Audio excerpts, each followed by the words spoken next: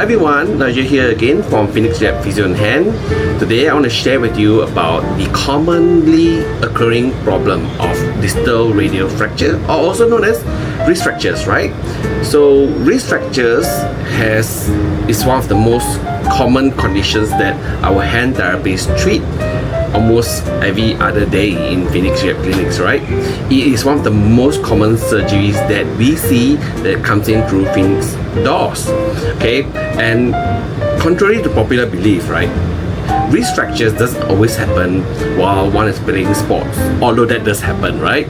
And while it can also happen, I've seen patients being flung off PMDs and bicycles, which does happen, but it may not also only happen on bicycles or on sports fields.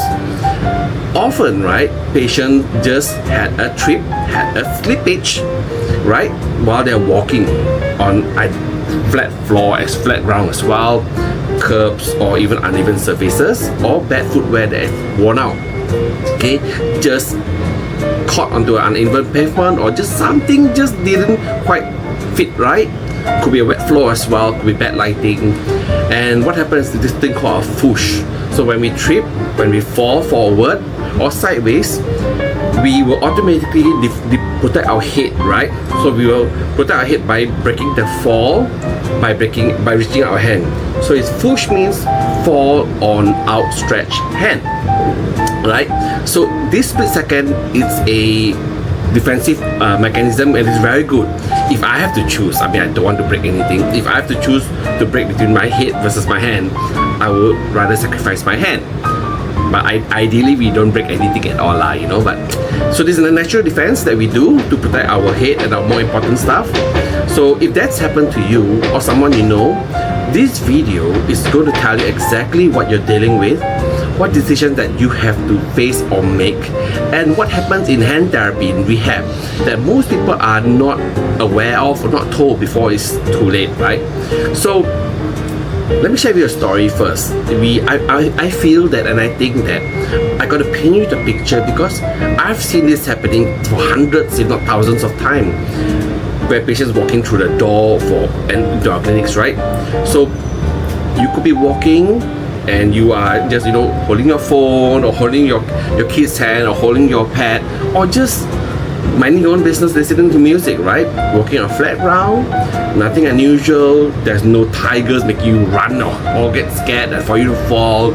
Singapore's pretty safe and, you know, flat ground to walk.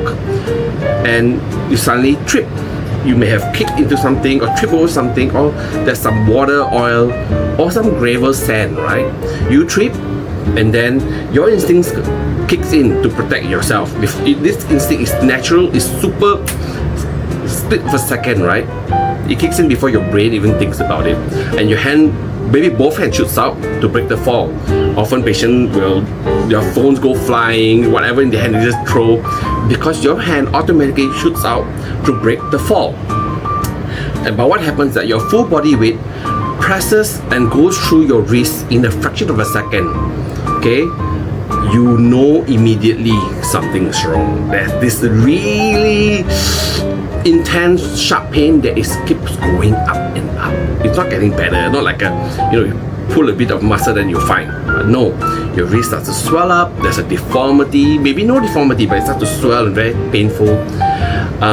For bad cases, you can see the deformity immediately. It will look wrong. For those bad cases, it looks like the bone has shifted. But typically, patients report pain being sharp and kind of deep inside, not like skin level pain. So most patients go immediately to A&E, and where the doctor will order an X-ray for you. X-ray will confirm that you have this thing called wrist fracture. Wrist fracture, I'll just show you. Wrist fracture, this is an example of a wrist diagram, right? Typically, the wrist fracture that happens, it breaks in the big bone. Okay, this is called radial bone. This is called distal radial fracture. Distal means the part of the bone closest towards the wrist, closest towards the fingers. That's called distal radial fracture. And in 20% of the cases, they also break the small bone at the side here, right? This is the ulnar bone, right? So most cases are distal radial alone. Some cases have distal radial fracture and distal ulnar fracture at the same time, right? And then now the doctor will present to you. You got two options, right? And this will be one of the decisions that you have to make. In the next 24 to 48 hours, there's not much time. It's going to be a bit rushed. You will feel rushed, okay? And this decision that you're going to make that is in a rush to you, because it's probably the first time you had such a fracture that seems quite serious or medium serious to me, this will determine how your wrist functions in 3 months, 6 months, 1 year, and even the rest of your life. So let's make sure you can understand wrist fracture and its management properly. So let's talk about wrist fractures. Okay, what's a distal radial fracture? What's a wrist fracture? So like I shared just now, our wrist here, right? The radius, right? And then there's radius and there's the ulna. The bigger bone is the one that always breaks first, and then the ulna at the side, the smaller bone, the ulna also can potentially break at the same time. So you can have one and or two fractures at the same time. Okay, when you fall and you catch yourself or you break your fall, that's the point of maximum impact. So the forces goes through the bone, and if the bone cannot take it, it will snap. Very bad fractures, it can snap in a few pieces. It's called a comminuted fracture. Best fractures, I mean, ideally best no injury, but best fracture is clean cut, clean fracture, easy to put back. Worst fracture are shattered fractures, which is comminuted fractures, right? It is the most common wrist fracture in adults. It's extremely common in two populations: people who are active in their 20, 30, 40s, and older adults, especially women who are postmenopausal, where the bone density tends to drop. So the fracture can be simple, like I shared. It's a clean break that stays in position, right? That's called a stable fracture. Or it can be displaced, where it's fractured and it has shifted, rotated, moved. The worst level is displaced, that means it break and pierce through the skin, which is, it sounds a bit gory, but that's the worst situation other than breaking into pieces lah. Okay? Now, that's introducing distal radial fracture or wrist fracture. Let's talk about whether should you go for surgery or not for surgery. Okay? This is going to be a intense discussion and consideration, because usually you don't have much time to decide. Because the earlier you decide for surgery, the better. I lean towards surgery, okay? And I want to be direct with you, okay? You decide. In the end, your loved one fall down or you fall down. I mean, I wish that you never get injury, but it's for you to decide. I just present to you the facts and data. I think that informed consent, being aware, is more important than anything. So I think you deserve a hand occupational therapist honest opinion, not just a balanced list of options, okay? If there's no medical reason for you to avoid surgery, you're not on blood thinners, you don't have uncontrollable medical conditions, you have no risk when taking anesthesia. As a hand occupational therapist, I always recommend distal radial ORIF surgery. Okay, I know it sounds as though I'm just biased, but I am biased. I am, and here's why. You see, when patients when the patient with a wrist fracture choose for no surgery, means that they choose an conservative management, means don't want surgery. What's done is that the doctor will then do a cast for you. So this cast is usually a plaster cast, and they lock your wrist, okay, from your just below the knuckles and all the way down to close to your elbow. This is to prevent external pressures to displace the bone and keeps the fracture parts together. And then hopefully when you take out the cast after 6 weeks, 8 weeks, 12 weeks, the bone has healed aligned. But however, there are risks, right? Because when you have a fracture, there is swelling. So when they do the cast, it has to be casted based on your current swelling size, hand size. So the swelling goes down after 2 weeks, 3 weeks, and sometimes because there's delays whatsoever, patients who are wearing this cast might have a very loose cast because the swelling has gone down, but they haven't had the time to go to the doctor to change the cast, right? So if let's say the patient, whatsoever reason that they choose to see doctor after 8 weeks, 12 weeks, the patient might be having a loose cast where the hand is moving inside the cast, so there's a lot of instability, and that can lead to non-union. That means bone heal not together but separately, or bone heal in a weird angle. Instead of straight, heal this way or heal rotated. So there are a lot more risk. The small discomfort of conservative is that when you wear a cast, it's very itchy because you can't wash it. You'll sweat in there, and that's the smaller problem. The bigger problem is that non-union and malunion risk, right? So we are going purely on trust. The cast will hold it in place to heal. The bone will join together by hope. Okay, but we can't guarantee that. And here's why I push for surgery. Okay, especially if you have no medical condition, your insurance to cover it. Even though insurance also think about it, right? Because with surgery, especially with ORIF, right, which stands for open reduction. Open reduction is to make a wound. Internal fixation means that they're going to put a plate inside. Plate and screws to align the bones together and keep the bones together. It's very precise. It's 100% spot on. Okay, it's a confirmed alignment thing, because it just keeps things together, right? The surgeon can see exactly where the bone pieces is and how well are they joined together. No guessing. Okay, that's the first thing which I think is really, really important.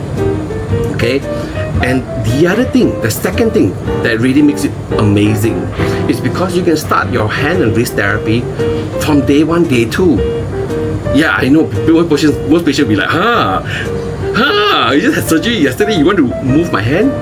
Yeah, of course. Okay, let me bring back the story of the cast. So, but the patient with the cast, they can't move their wrist. So, assuming the best case scenario, the bones heal.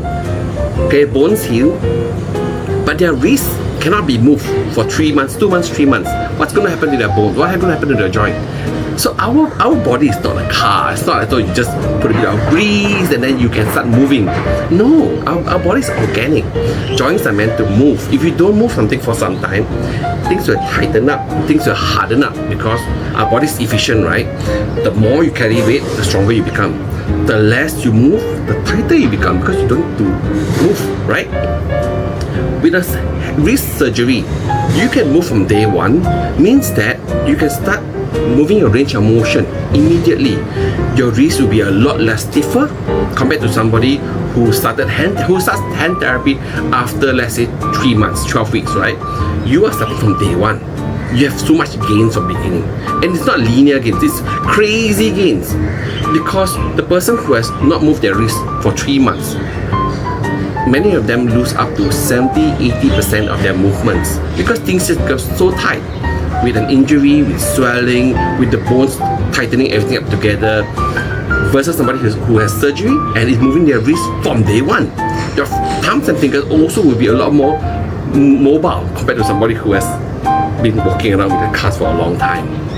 Okay, so there are 2 benefits to surgery, and that's why I'm pro orthopedic surgery for the wrist. I'm really pro for that one, because it's a lot more accurate from beginning, and you can start the hand therapy immediately, almost immediately, like the next day. Okay, this head start of 6 weeks, 12 weeks of hand therapy is not a small thing. Patients just say, I can do therapy myself. It's not a small thing, really, really. In terms of final outcomes, we're talking about wrist finger movement, grip strength, return to function.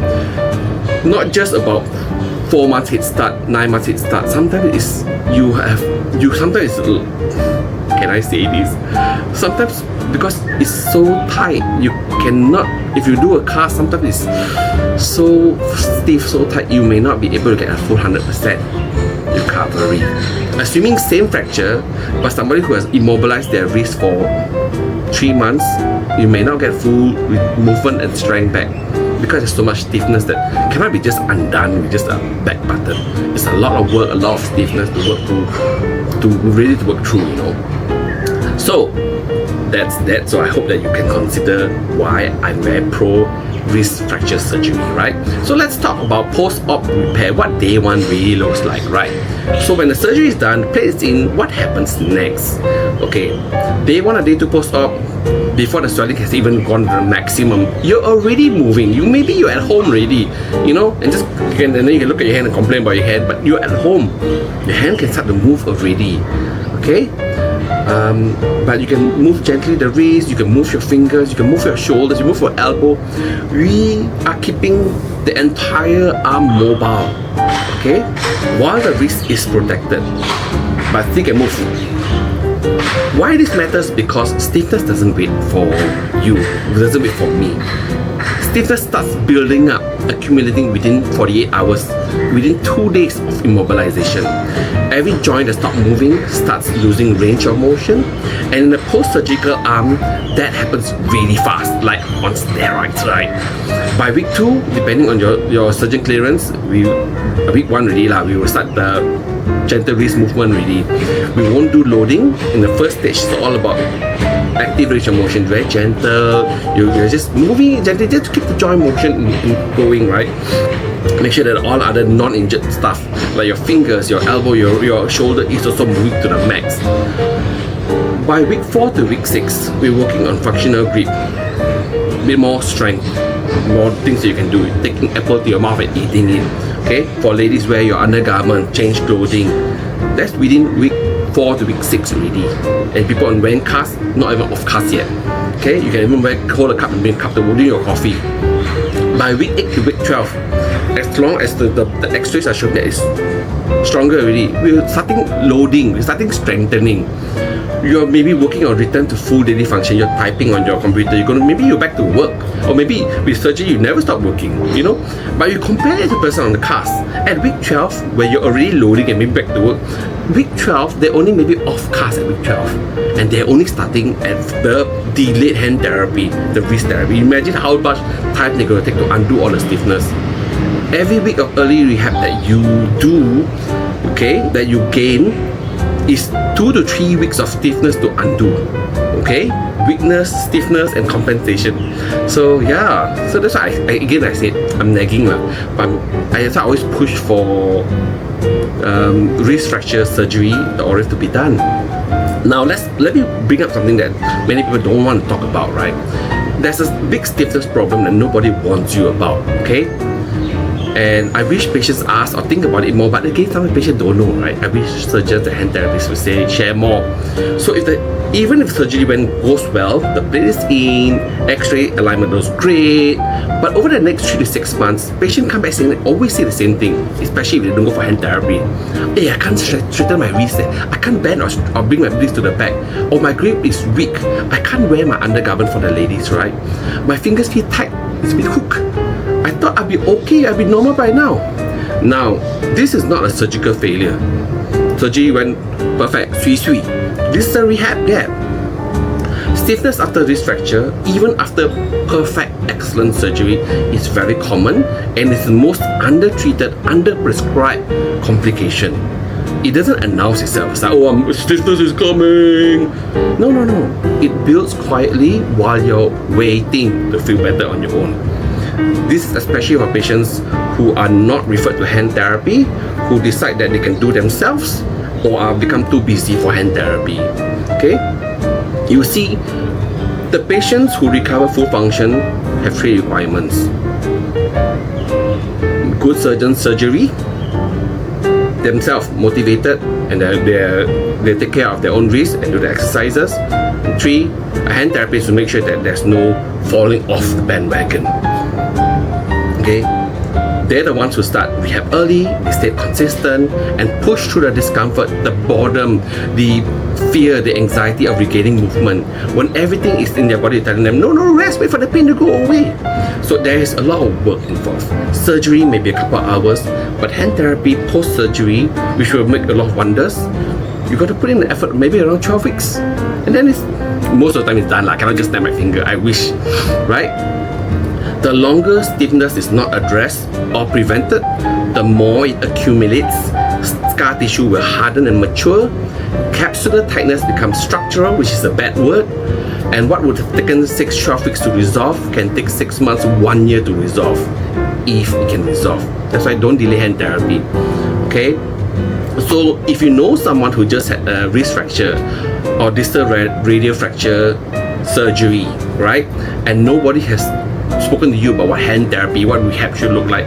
So this video is all about what I want you to know about hand therapy and wrist fracture. Okay, so I want you to do one thing. If you haven't had hand therapy for your wrist fracture post wrist surgery, please just reach out to us, WhatsApp us, ask us questions, right?